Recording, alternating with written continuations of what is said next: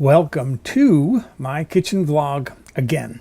I've been asked by a few fans of this vlog to discuss something political again. They want me to get political again. I've done that in the past. I used to do news stories that were political, and I think one conservative Republican out there likes to tangle swords with me a little bit, but just for fun. He's cool.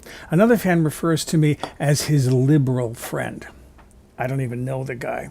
And another one wonders how I am affected by Trump's policies, such as the tariffs. Well,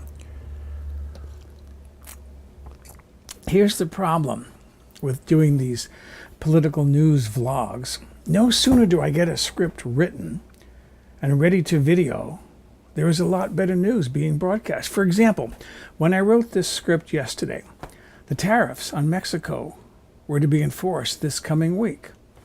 Today, the tariffs are off.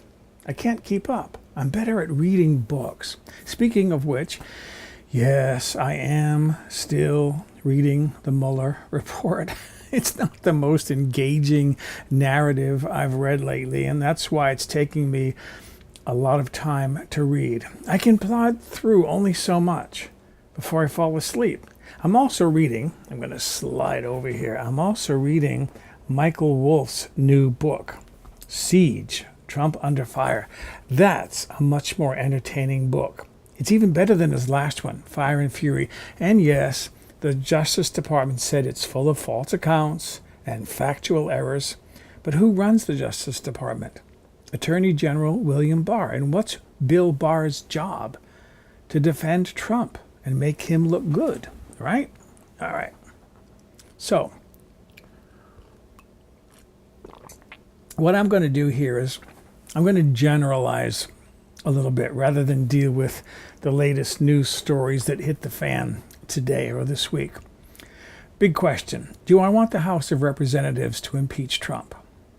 No, for the simple reason they can't remove the president from office. They can vote to impeach, but then the impeachment must go over to the Senate for adjudication. Well, Mitch McConnell wouldn't even bring a pay raise for himself to the Senate floor for a vote if the democratically controlled House proposed it. And even if the Senate was given the opportunity to vote on impeachment, they'd vote no. The Senate is controlled by Republicans. They like Trump. He's giving them conservative judges. However, I am in favor of starting impeachment inquiry hearings. See, that would open up some files, some closed files, and make more information about potential crimes available to the House and possibly to the American public. It also helps to make those voters who don't understand the details of impeachment think that Congress really is impeaching a president they don't like. There is another reason to oppose an impeachment if you want Trump removed from office. If the House were to vote for impeachment, as I said, it would go over to the Senate for a vote. If they voted no on impeachment, that would clear the president of any wrongdoing. So, what happens when Trump leaves office, likely in 2021? As a sitting president, he can't be indicted. But as a citizen out of office, he can. However, follow me on this, it's a little complicated. If after leaving office, he were to be indicted for crimes such as, money laundering or tax evasion, his legal defense team could argue he's already been tried by the United States Senate and exonerated of all crimes. You can't try him again because that's double jeopardy, which is a violation of the U.S. Constitution. And that's why Nancy Pelosi said when she was it wasn't supposed to go public, but she was caught on a hot mic. She said she doesn't want Trump impeached. She wants to see him in prison. Ooh, that raised some nasty ire. Anyways, impeaching Trump would make it more difficult for the courts to try him for crimes. Again, double jeopardy. And that's why Trump and the Republicans want the democratically controlled House of Representatives to vote for impeachment, because then the Senate exonerating him would then protect him from legal jeopardy when he's no longer president. He wants that. He needs that. Okay. Would the courts indict him for anything? Would the tides continue to rise and fall every day? Would the Earth still orbit the sun? Yes, of course they would. I think they're just waiting, biding their time until after the 2020 election. And if you don't believe me, read the books, even the ones written by conservative authors. I do. I read these books.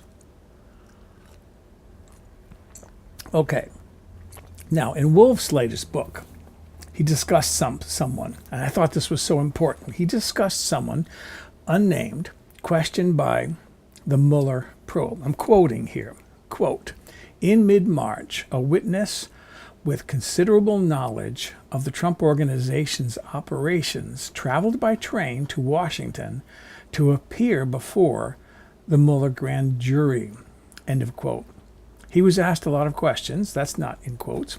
Okay, quoting again, when the long day was finally over, the witness left the grand jury room shocked, not so much by what the prosecutors wanted to know, but by what they already knew.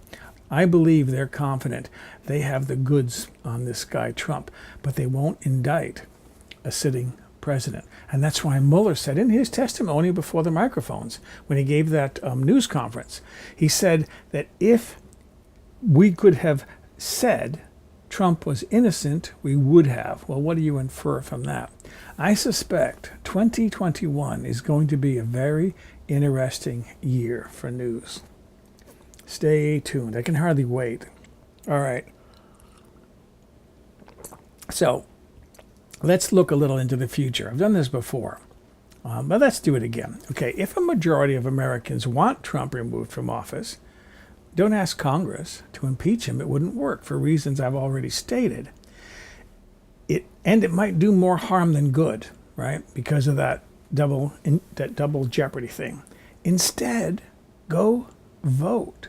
Register to vote and get to the polls next November to vote. Even if you have to steal a car to get there. Okay, maybe that's a little extreme, but vote. You can vote by mail. That's probably how I'll vote this year. You have more power than Congress because you can remove the president. They can't or won't. Okay, so what will next summer look like? I'm speculating here. I'm going out on a limb. Okay, Trump's pollsters are already seeing problems in the Rust Belt states, places like Pennsylvania, Wisconsin, and Michigan. Trump doesn't have the support he had in 2016. His re-election campaign committee people are looking elsewhere for votes, but they won't be easy to find. Vox News published a poll showing that Trump's disapproval rating was higher than his approval rating in 7 states he won in 2016. In Florida, a very important battleground state, his approval-disapproval numbers were tied.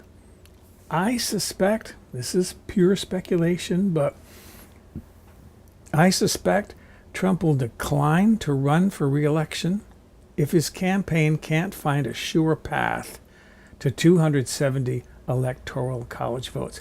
Trump hates to be number 2, right? He'll decline to run and claim the whole system was rigged against him anyways. He cannot come in second.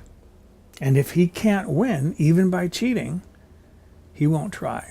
He has to be number 1. It's in his psyche. Gene Robinson of the Washington Post described him this past week as suffering from, I love this expression, suffering from malignant narcissism. I think that's so funny. Okay, and as for the tariffs, I'm not seeing any changes yet, all right? I was a little concerned about the possible cost of avocados coming from Mexico. I like avocados. I buy a lot of them, and they are expensive even without the tariffs. But those tariffs, as I've said, they won't be imposed on Mexican goods. So anyways, that's my kitchen vlog for now. I hope you were as entertained by it as I was. It's fun. It's fun talking about the news. So thanks for watching.